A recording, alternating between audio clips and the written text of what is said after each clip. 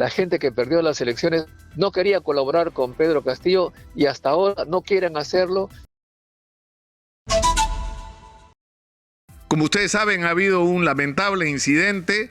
Se habla de un accidente en el río Chillón, que nosotros hemos reportado desde el día de ayer, y estamos ya ahora sí conectados con Modesto Montoya, ministro de Ambiente, para hablar de este tema. Modesto, muy buenos días.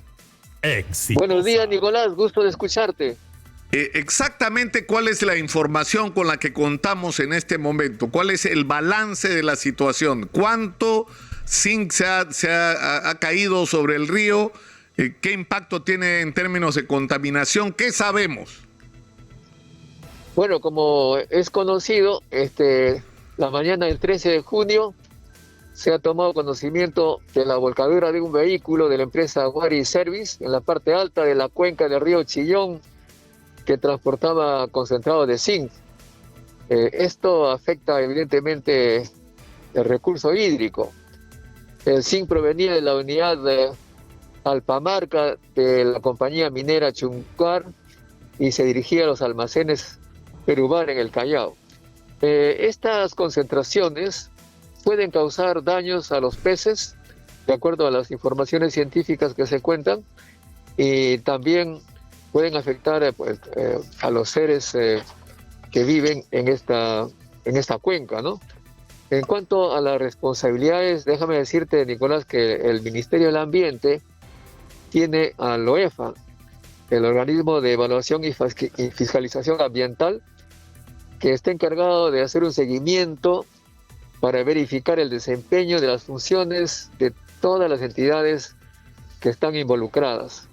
En ese sentido, la Autoridad Nacional del Agua tiene la responsabilidad de proteger los recursos hídricos, es la Autoridad Nacional del Agua. Y el Ministerio de Transporte tiene que fiscalizar y multar lo que sea necesario a estas empresas que han causado el problema. Y el Ministerio del Ambiente tiene que hacer un seguimiento para que todas estas actividades, estas responsabilidades se cumplan adecuadamente. Eso es lo que nos dice ahora, la ley. Modesto, pero yo tengo acá varias interrogantes, ¿no? La primera de ellas es si el traslado del mineral se ha estado haciendo de una manera adecuada, porque entiendo que esto es el tercer incidente en unos pocos años.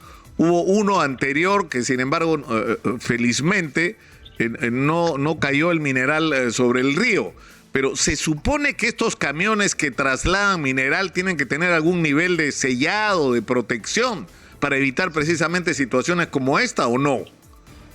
Efectivamente, hay un reglamento preciso que tiene que cumplir la empresa y eso lo tiene que verificar, fiscalizar el Ministerio de Transportes y Comunicaciones. Nosotros hemos pedido el informe al respecto para ver si las reglas. Tú sabes que nosotros del Instituto Peruano de Energía Nuclear tenemos también el control de las sustancias radioactivas y es bastante estricto el reglamento para cualquier transporte de sustancias peligrosas, y lo mismo tiene que ser para las materias que estamos hablando ahora, ¿no? Creo que el Ministerio de Transporte va a darnos un informe adecuado. Espero que se haya cumplido con todos los reglamentos de transporte de sustancias peligrosas. Claro, porque uno es ese, ¿no es cierto? Porque esto es una responsabilidad compartida. Si la empresa, en este caso, por lo que tú dices, Alpamarca, es decir, no puede contratar a cualquiera para trasladar el mineral y tiene que garantizar que esta compañía transportadora cumpla con los requisitos que se requieren, claro, con las características de lo que está trasladando. Pero hay un segundo problema, que es el yo entiendo que en la minería moderna lo que se usan son sistemas extraordinarios de control que ojalá pudiera tener, por ejemplo, nuestra policía, que es de un seguimiento en tiempo real de los vehículos que están trasladando material o personal, que se sabe a qué velocidad va, incluso la pericia con la que se está desempeñando el conductor y que permite una intervención directa. Pero aparentemente en este caso lo que ha habido es un exceso de velocidad, pérdida de control, choque con una piedra y se va para el río. O sea, eso es, si existieran mecanismos de control de la calidad de la conducción de los vehículos, no deberían pasar. Si estás llevando tiene, 34, unos dicen hasta 40 toneladas, pero aparentemente son 34, ¿no?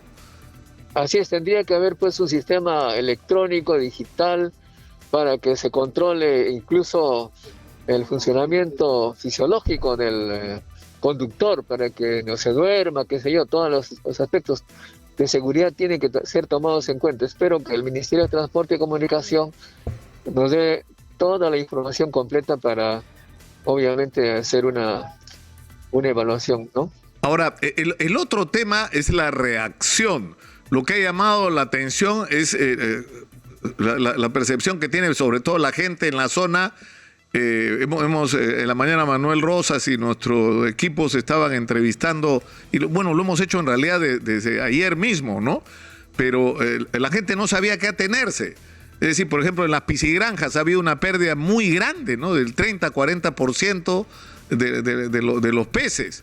O sea que ya simplemente murieron, pero el problema es que no saben qué hacer con el resto. O sea, si están contaminados, no están contaminados, si son aptos para consumo humano o no.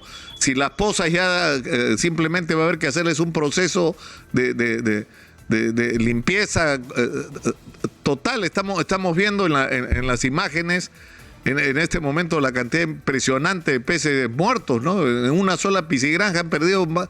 ¿Cuánto, señora Magariño? Como 100.000, ¿no? Exitosa. Es un horror. Ahora, lo otro es que también ha afectado a la gente que hace uso de esta agua para la agricultura, para el lavado de ropa, y nos cuenta que incluso alguna gente usa hasta para consumo humano esta agua, ¿no?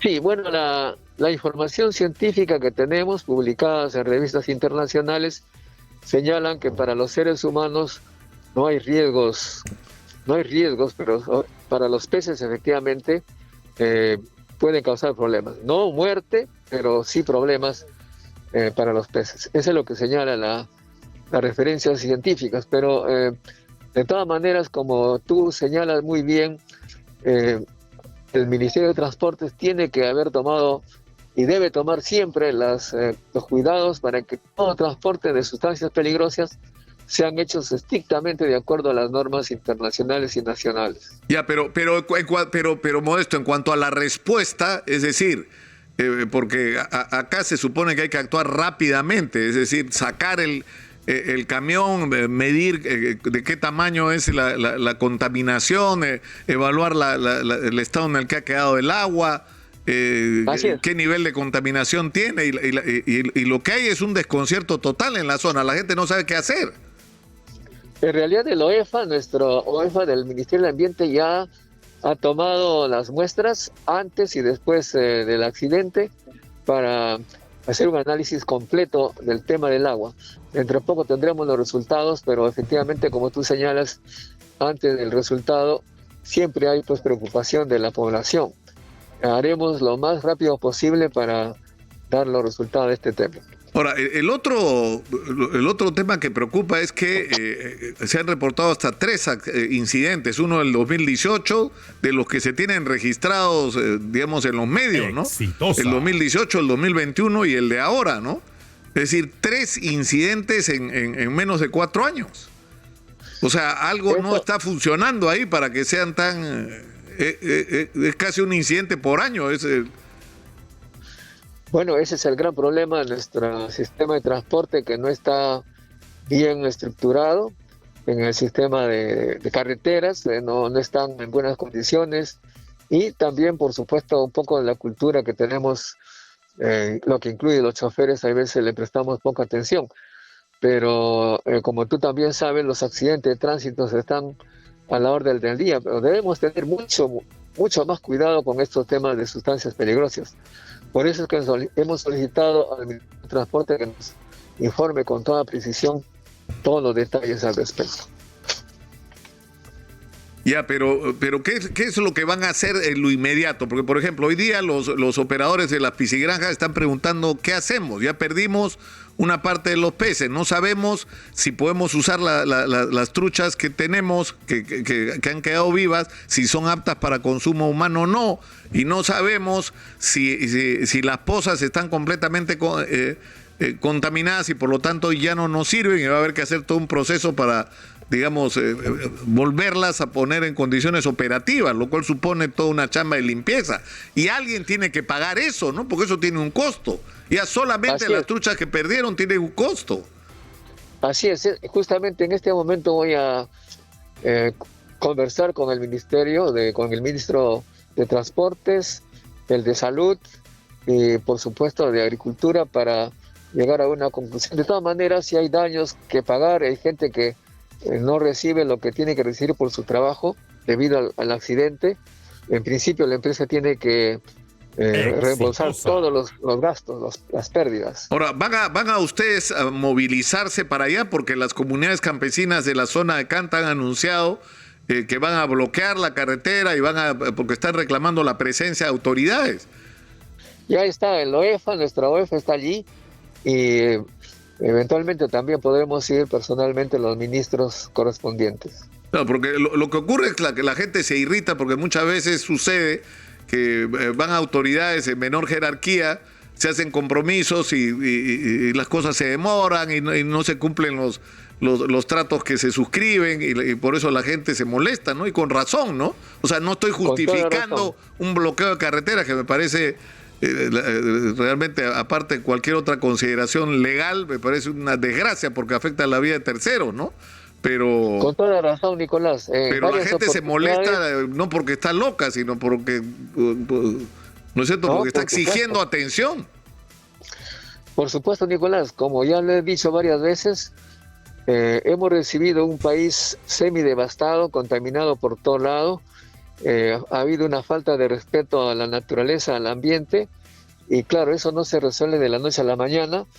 Estamos en permanente comunicación precisamente con las comunidades afectadas. Tú sabes, hemos estado en las Balbas, allí hemos conversado con la gente que también está indignada, porque también ha habido problemas similares de polvo que salen de los camiones, etcétera, del agua que de repente está contaminada. Y estas comunidades protestan con toda razón.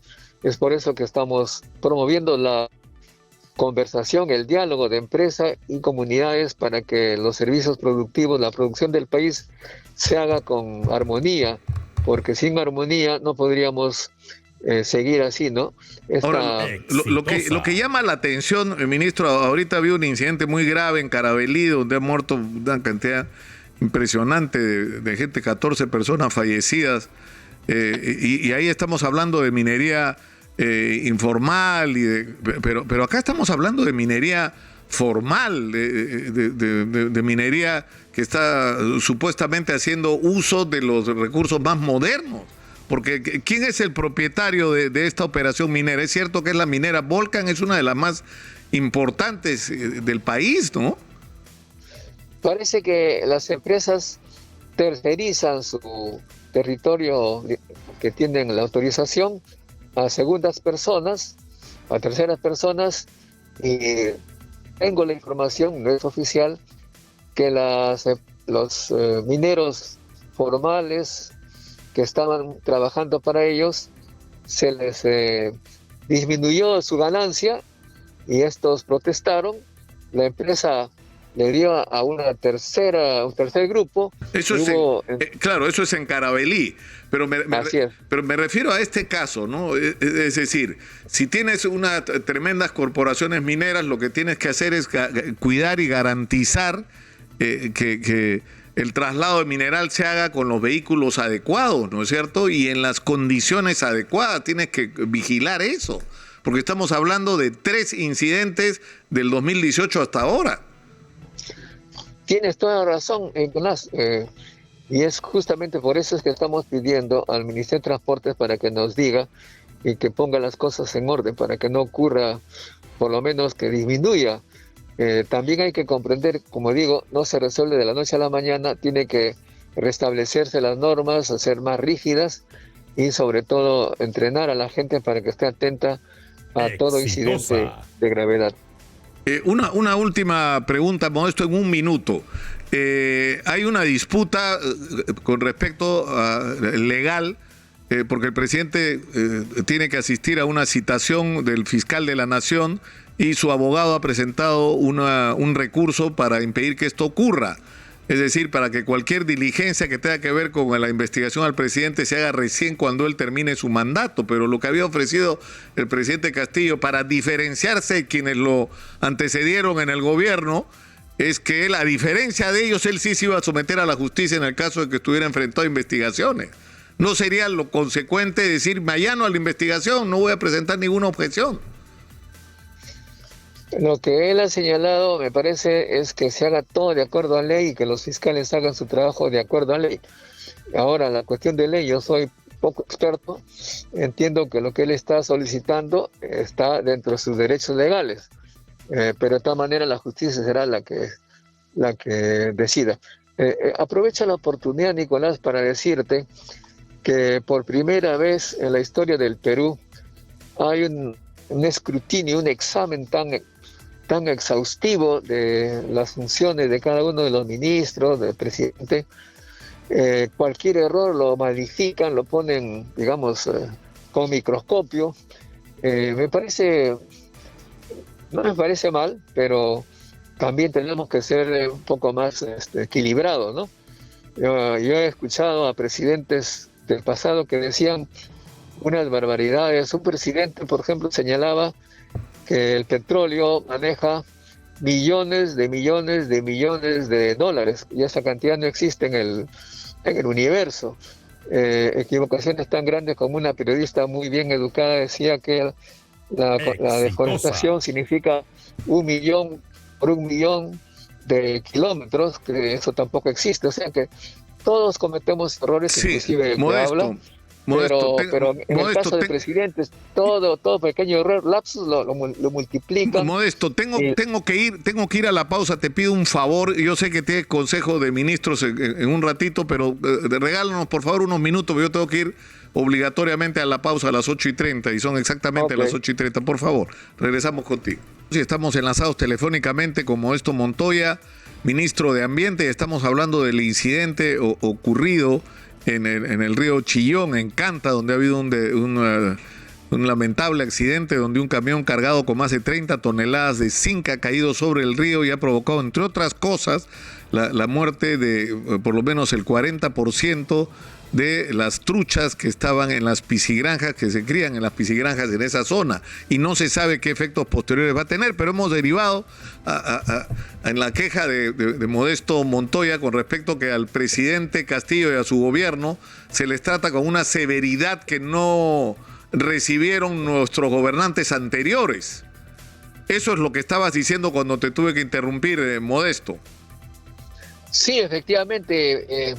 Mira, por ejemplo, algunos ministros, a quienes no conocía y conozco bien, se les penaliza porque alguna vez pasaron por la cárcel, ¿no es cierto? Y que de repente, según también se sabe, luego fueron declarados inocentes.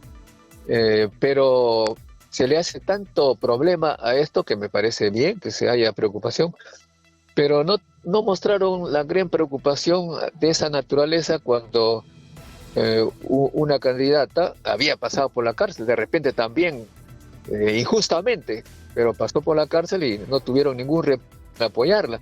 Creo que el hecho de haber pasado por la cárcel no culpa a nadie, no lo da como culpable de nada, simplemente está en un proceso de investigación, pero en este caso cualquier tipo de investigación ya prácticamente calificado como que si el acusado fuese culpable. Eso no me parece justo.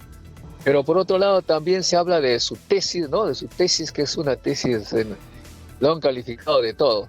Yo como profesor universitario, francamente lo que yo me fijo es lo que ha trabajado el estudiante. ¿Cuál ha sido su contribución como resultado de su investigación? No tanto en lo que se llama el marco teórico, porque todo el mundo sabe, en el mundo universitario, en todo caso, que la parte introductoria, marco teórico, introducción o lo que se llame, ya por definición, eso no corresponde al estudiante, al joven tesista. Eso lo sacan de otro lado, porque justamente es lo que se sabe de lo que se ha hecho anteriormente. Esto es lo que se ha hecho hasta ahora, otros han hecho esto. Yo en mi caso voy a estudiar esto. ¿Cuál es esto? Pues mi escuelita con mis alumnos, Y allí, pues obviamente nadie ha hecho esa investigación. ¿A quién pueden haber copiado? ¿A quién pueden haber plagiado? Ya, pero, Creo que o sea, básicamente pero, eso es lo que... pero Modesto, yo eso es lo que puedo nosotros estar hacemos. de acuerdo contigo.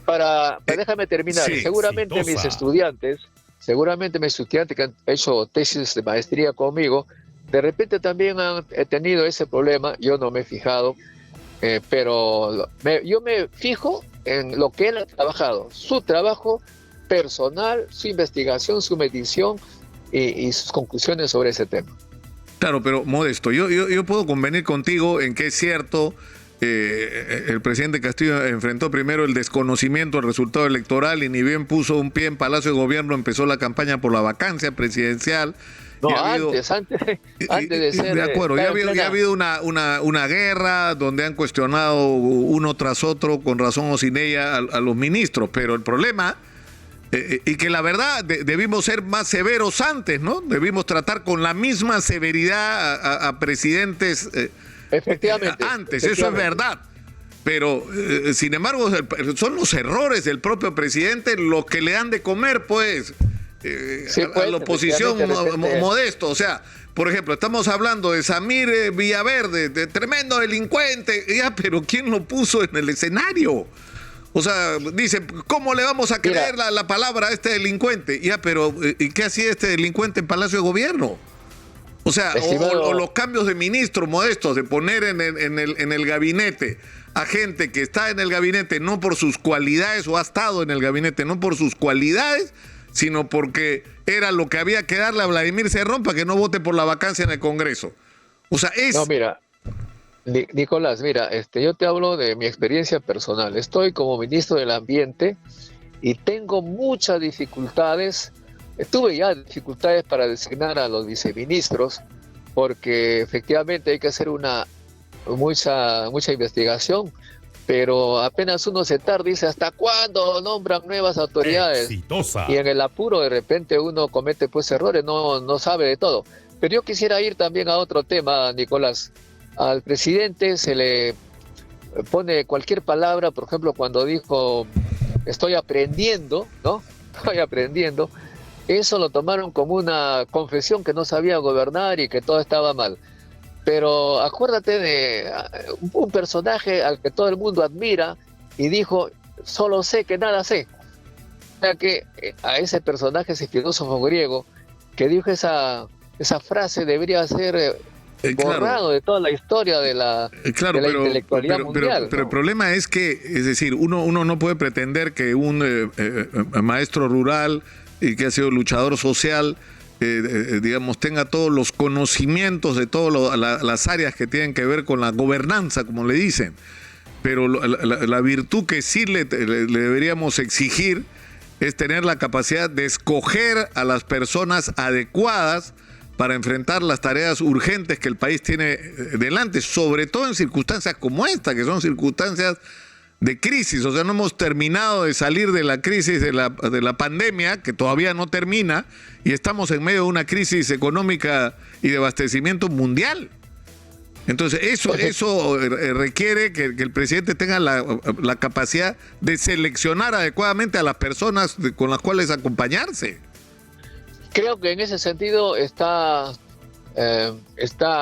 tomando las decisiones cada vez más apropiadas, porque ya empieza a conocer a la gente, que empieza a tener, digamos, mundo, hay que decirlo así. Yo me acuerdo la primera vez que lo encontré, que nos encontramos en Lima, él me decía, este mundo es, no lo conozco bien, porque es un mundo en que la gente viene a hablar conmigo con un folder de currículum vitae. Hay gente que me dice que yo tenga que dedicarme a pasearme por el Perú, que ya soy presidente, déjenme a mí gobernar.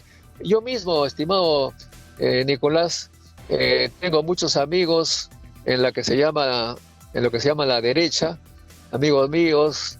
Tengo ahí, para decir algunos nombres, a Roque Benavides, a Carlos Anderson, a Rómulo Mucho, a Máximo San Román, a Ricardo Márquez, todos amigos míos, pero apenas apoyé a Pedro Castillo porque él tomó la idea de la ciencia y tecnología.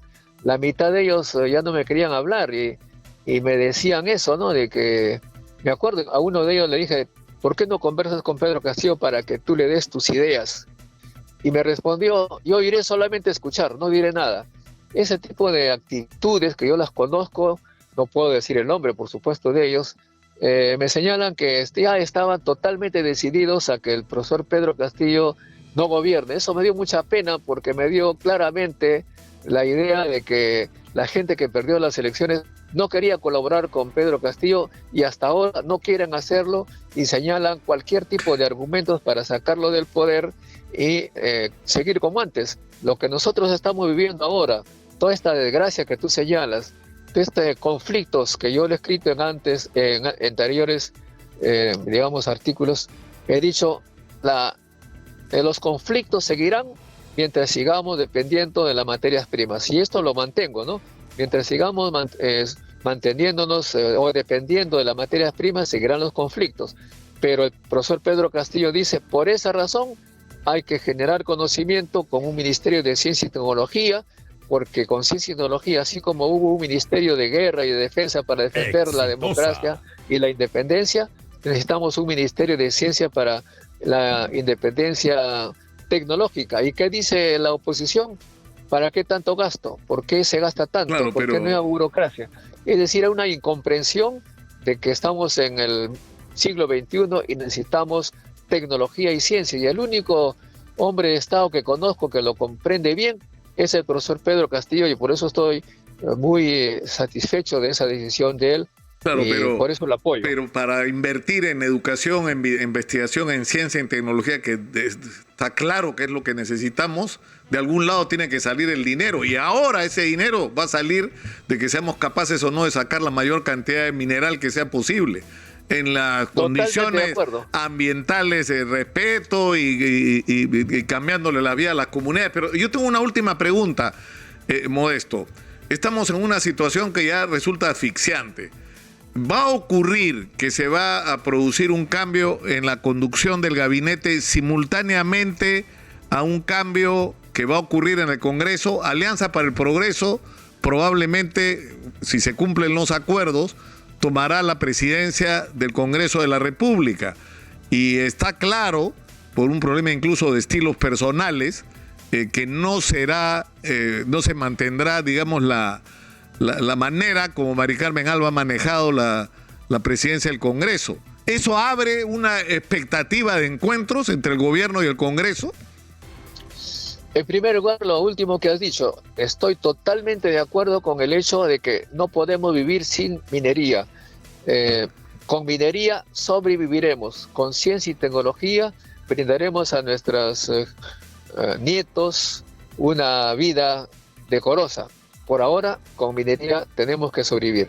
Y lo segundo, nosotros en el Consejo de Ministros no hablamos de cambios, reestructuración del Consejo de Ministros, eso le corresponde al profesor Pedro Castillo, pero siempre nosotros, en todo caso, mi persona ha señalado que requerimos que todos los peruanos, la oposición, el gobierno, se pongan de acuerdo para dejar de mostrar este espectáculo deprimente ante el mundo que queremos hacer de nuestro país un país ingobernable. Yo me acuerdo cuando, tú también seguramente, cuando leías estas novelas sobre los países bananeros, realmente esas historias, esas novelas de los países bananeros están quedando chiquitas con respecto al espectáculo que estamos dando en el Perú.